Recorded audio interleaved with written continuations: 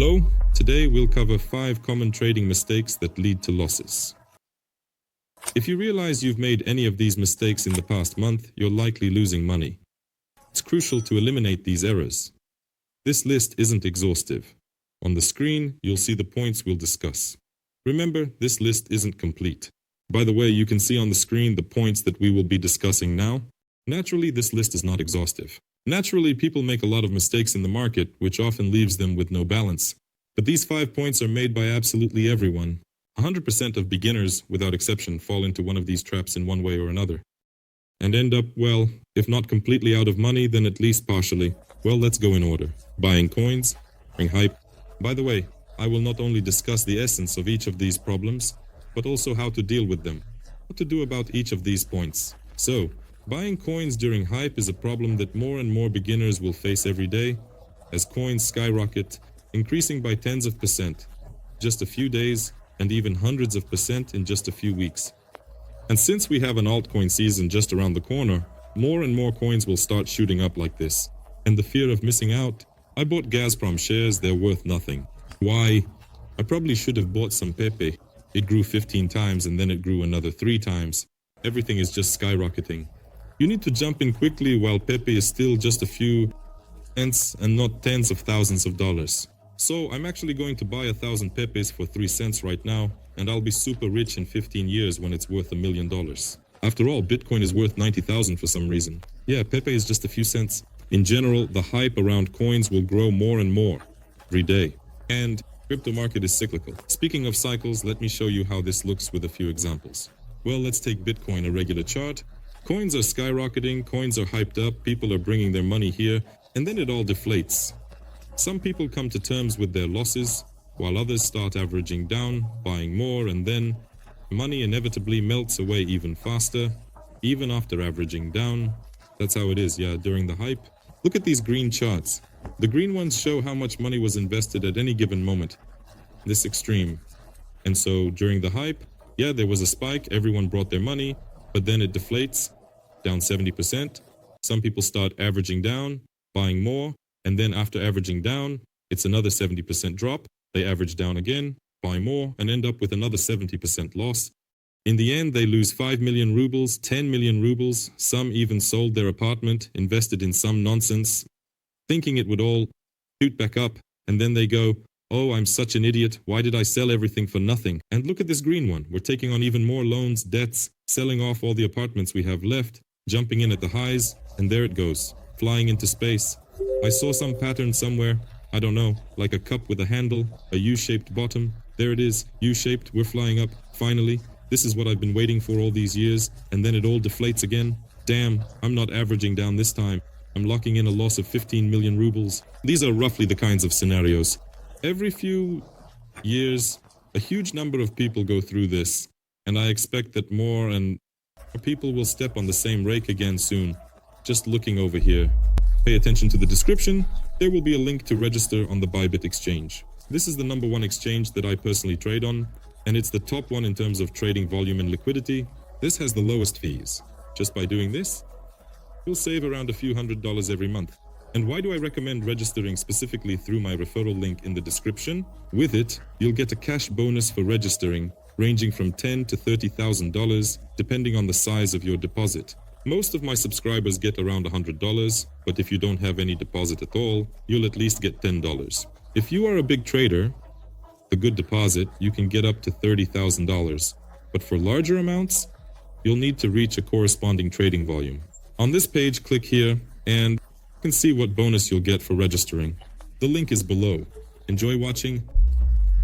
So if you've had the thought in your head that you're going to go buy some, I don't know, Dogecoin, which has shot up, let's say, at least by 50% in the last month, that means you're buying something that just a month ago wasn't worth, well, even half of your current money. And most likely, if it's not a pyramid scheme, then it's a bubble. And if it's a definitely valuable and worthwhile asset, you absolutely should have bought it not when it was half a dollar, but a month ago when it was 10 cents, 5 times lower. And you just shouldn't do that. Keep this in mind. Never, under any circumstances, buy coins that are hyped up. What's happening here? Well, in the last Crypto cycle, there was some hype around GMT, right? People bought it up. Just look again at that green chart where the maximum number of trades was. Trades peaked, dropped 90% twice. Log chart hides drop, another 90% drop. I turned on the logarithmic chart, so it looks like it didn't drop that much, right?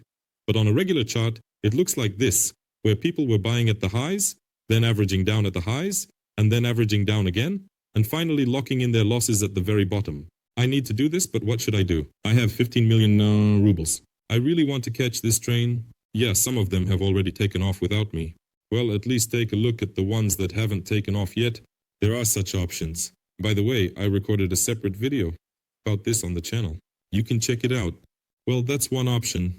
But most likely if you want to invest money in crypto just because you want to catch the last train before it all takes off without you, whatever you invest in, you're likely to lose money anyway.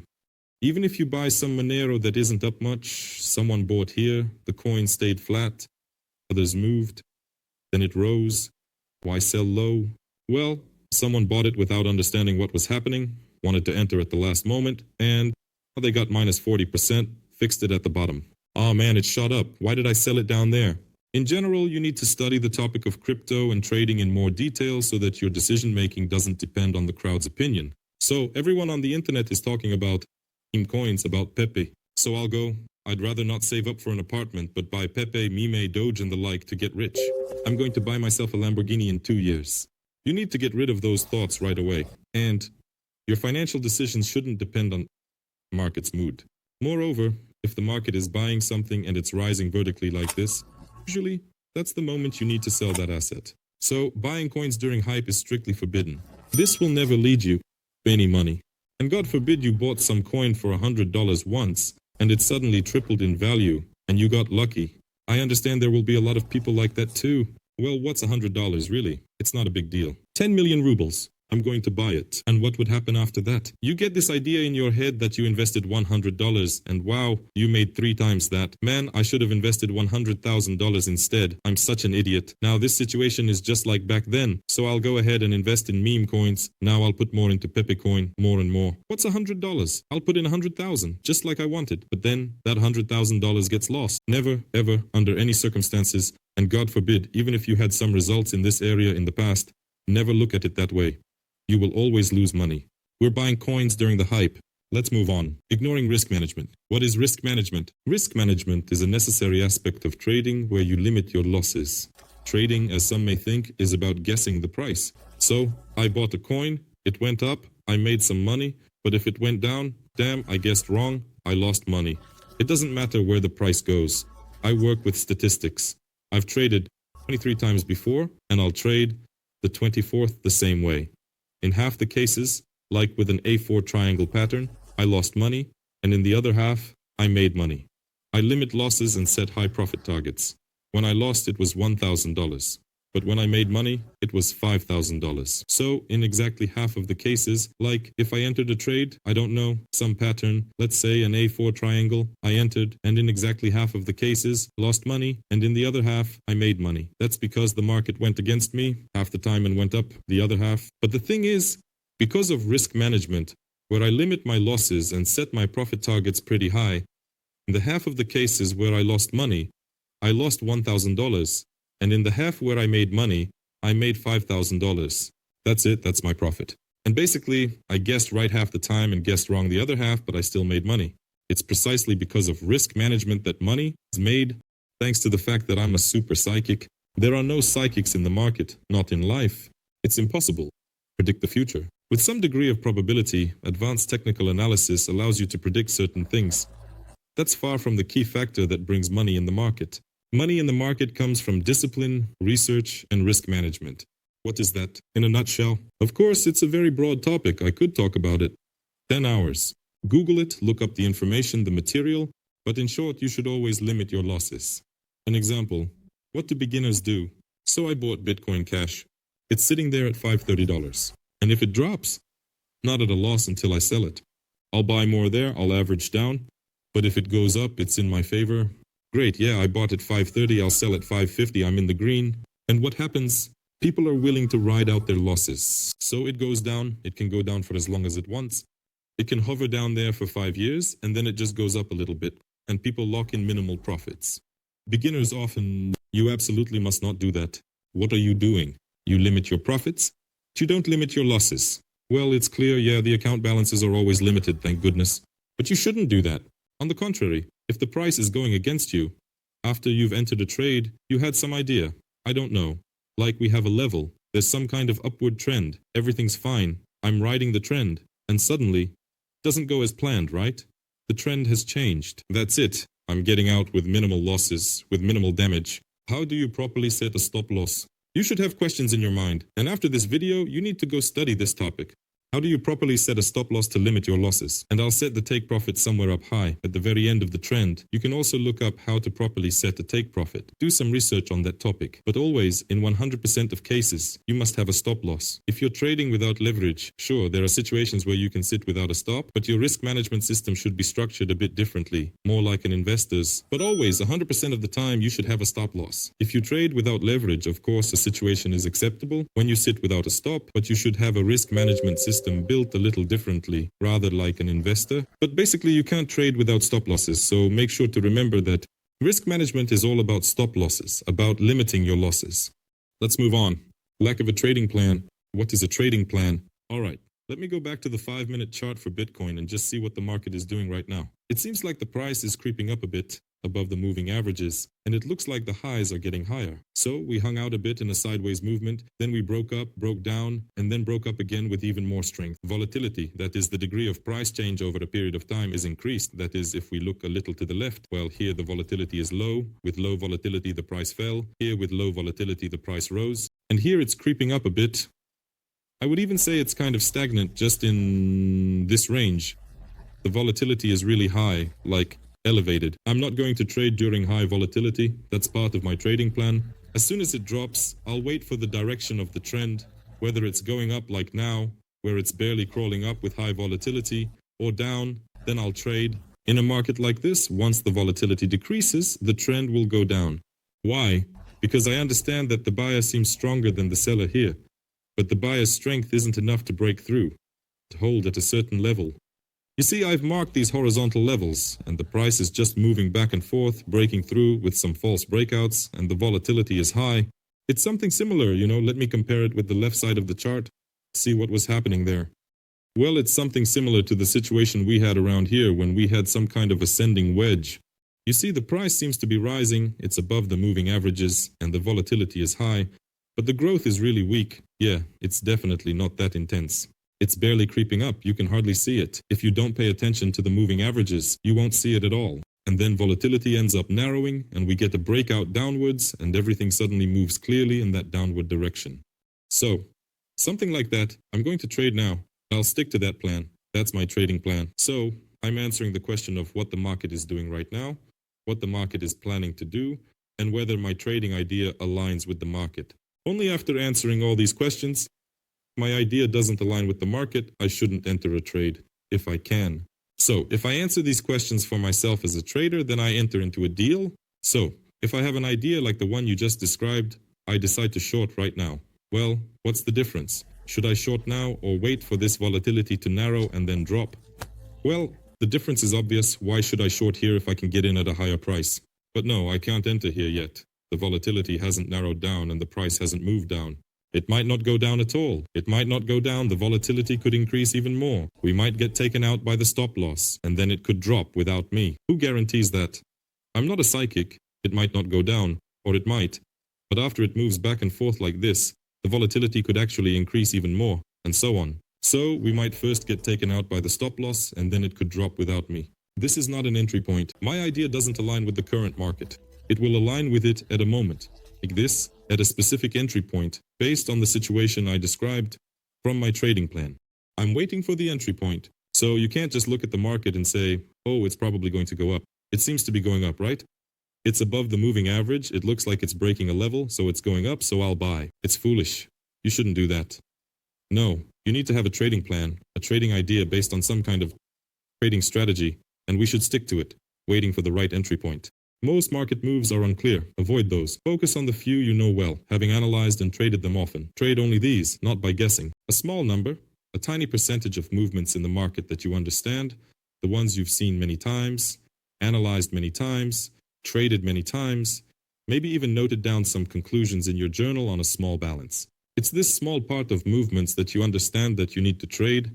You need to look for them, not just guess where the price is going and randomly enter a trade for some reason. This is about lack of a trading plan, trying to recover after a loss. But it's clear that you just shouldn't do this. And no matter what I say right now, it's probably going to be hard for me to convince you that you shouldn't do it because everyone understands this, right? If I've lost $1 million, why would I jump back in now based on some emotions thinking, oh, I need to get that $1 million back, let me at least double it. I wanted to make 5 times that $1 million, but okay, I've already lost it. Now I have this last bit left, so let me at least double it and then get out of this market. What happens after that? Money is absolutely lost to 100% of the time. And I think everyone understands this. I think it's obvious. You might say to me, Artem, why are you saying this? Well, first of all, it's never a bad idea to say this again. Secondly, yeah, it seems like everyone understands this perfectly well, but it still happens based on emotions. How I personally get rid of thoughts about needing to recover. When I'm in the red, I have a clearly defined risk for the day. If I'm day trading and I lose $1,000 in a day, depending on my current balance size, this daily risk can vary. So, if I've lost $1,000 today, no matter what setups I see, even if I think, man, I got into a good setup, but unfortunately, it was just a false breakout, and I got taken out, I lost money. Right now, I'm going to recover. Maybe I'm not consciously thinking about recovering, but right now, I'm going to jump in. This time, it won't be a false breakout. It's going to be a real one. I'll turn that 1,000 into dollars, and then I'll make 5 on top of that. Just without those thoughts, without those ideas. Every day in the market, as you trade, there will be some good situations that you want to jump into. If there was a balance, you see, if you're aiming for balance, you'll stay out of the market and you won't make money trading, you won't become a billionaire or anything like that. Got it. You can't try to recover a clear risk for the day. No matter how beautiful the situations or setups are, there will be a new setup tomorrow. The main thing is to stay with your money. Got it? If you have a balance of just $1,000, then you set your risk for the day at $100. Got it. If you're trading for 3 days, of course. Here. And also there's no risk for the month. I generally recommend setting risk for the day, week, and month. If you've used up your daily risk and ended up in the red, then you don't trade anymore today. And ideally, you shouldn't trade tomorrow either, if possible. If you've used up your weekly risk, let's say you had 2 to 3 losing days, to avoid getting into any trouble, you don't trade for the rest of the week, and it's better not to trade at all the following week either. The same goes for monthly risk. If you've been in the red for a couple of weeks, then you don't trade for the rest of the month.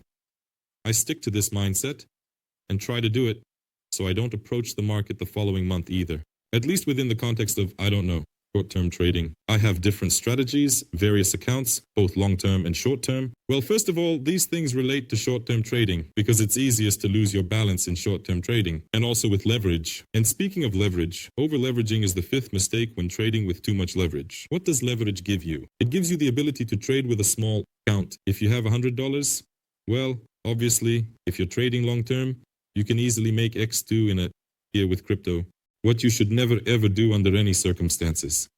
In the stock market, well, okay, you can barely imagine it, I don't know, wherever you put your money, whether it's in a bank deposit, under your pillow, in real estate, or invested in a business, you won't really earn X2 in a year. I mean, that's not just a good result, it's an incredible result, but it's easily achievable in the crypto market, to be honest. Well, come on, you're talking about making X2 from your $100, right? Let's go trade with leverage. The thing is, if you hadn't traded with leverage, at least with those $100, you definitely wouldn't have ramped your account up to a few thousand, maybe even tens of thousands for some people. There are indeed a few who can do this, but you would have a predictable, stable result in the long run, either without leverage or with a small amount of leverage. Yeah, I earn 100% annually. Yeah, I only have 100 in my balance right now, but I can save 100 every month. So, if I save 100 every month for a year, I'll already have 1,200. Considering that I save this every month, my trading, investing in the long term. One way or another, I entered at different points in time, various prices, and I ended up making some profit. This year, I already have a balance of $2,500. Wow, $2,000 by the end of the year. Yeah, it's not the kind of money you can use to buy an apartment, but because of me, you've been trading for a year, and you started with a balance of just 0, well, 100. After the second year, you'll be even more in the black. in the third year even more, and in about 5 years you can say, "I've really made it in trading." Here's the path to success for a beginner in trading. Starting with high leverage might lead to losing all your money, but there's a small chance of success. If not, no big deal. 100 in, 100 out, minor. If you don't trade seriously now, won't tomorrow. Starting tomorrow delays results by a day. You won't go broke. $100 came in, $100 went out. It's a small amount, nothing to worry about. But the thing is, if you don't start approaching trading seriously right now and trading systematically, building some predictable, not out of this world results, if you don't start doing that now, then you won't start doing it tomorrow either. And even if you do start tomorrow, it just means you're pushing your results back by 1 day. Instead of having it in 5 years, you'll have it in 5 years. And one day, most likely you won't start doing this tomorrow, but in a couple of years, and in that time you could have already built up some capital. So you get it, right? You're not just losing $100, you're losing the chance. Make big money in trading altogether because you're not starting to approach it seriously. Trading isn't a casino. You shouldn't come here and make bets with high leverage. You need to trade systematically, thoughtfully, and set reasonable goals. 100% a year is a reasonable goal. It's a huge goal. If you've come to trading, I don't know, after trying out some investments in business, real estate, or other areas, and you hear my thoughts on how 100% a year is, you might think I'm saying it's not much. That's a lot. I get that it's a lot. Yeah, but it's a lot for guys who have some savings, for those who have just a few rubles saved up. I understand what our 100% a year means, but even with just 3 rubles in your balance, you need to build a financial plan where you gradually add to your account little by little. Plus it grows because of smart trading. And you need to study smart trading, create a trading system, stick to your trading plan, improve your risk management, and avoid buying coins on hype. So pay attention. If you're a complete beginner, some of the things I'm saying might seem super impressive to you, like, wow, you've never heard anything like it before. Actually, I'm just stating basic, obvious things. However, even these basic, obvious things about smart trading and risk management are already a bit more in-depth on the topic. And remember what we discussed in the first point. Buying coins on hype. Yes, what does a newbie think? I jump in, oh man, Pepe has gone up and I missed out, let me buy it. But trading, even the profitable kind that's systematic and can really be implemented in your life, is not at all about those concepts. It's about probabilities, risk management, financial planning, forecasting, following a plan, improving it, and market analysis. And one of the key points is self-control, which is really important. So, about this rating, not about buying coins on hype. By the way, if you want to learn how to trade, you can take my free mini course. It's in my Telegram channel in the pinned message. There are 3 lessons, plus there's a live broadcast. You'll see the announcement when you subscribe to my Telegram. Check the pinned message. Good luck.